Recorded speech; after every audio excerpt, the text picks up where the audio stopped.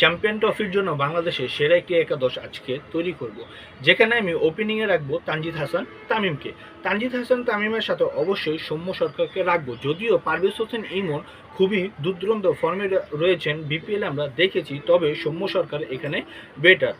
একটি bad news যদি বলি, সৌম্য সরকার ইনজুরিতে রয়েছেন। সৌম্য সরকারের রিপ্লেস হিসেবে লিটন দাস খুবই কার্যকারী একটা প্লেয়ার। যদি সৌম্য সরকার না যেতে পারে তাহলে অবশ্যই এই টিম অটোমেটিক চয়েস হয়ে যাবে লিটন দাস, আর লিটন দাসকেই আমি আমার একাদশে রাখবো।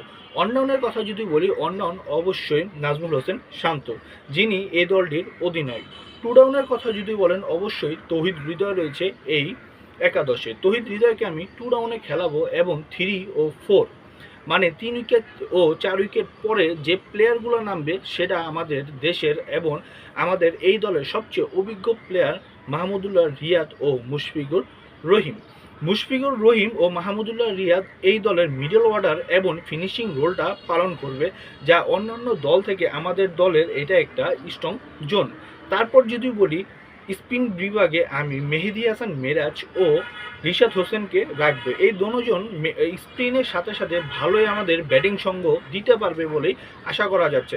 আমাদের পেস বিভাগ ইউনিটের কথা যদি বলি, তাসকিন আহমেদ এই পেস বিভাগ ইউনিটটাকে লিড দিবে, যেখানে তাসকিনের সাথে আমি মোস্তাফিজ ও নাহিদ রানাকে রাখবো এবং ব্যাকআপ পেসার হিসাবে বা 12 ম্যান হিসাবে আমি অবশ্যই তানজিদ হাসান তামিমকে রাখবো।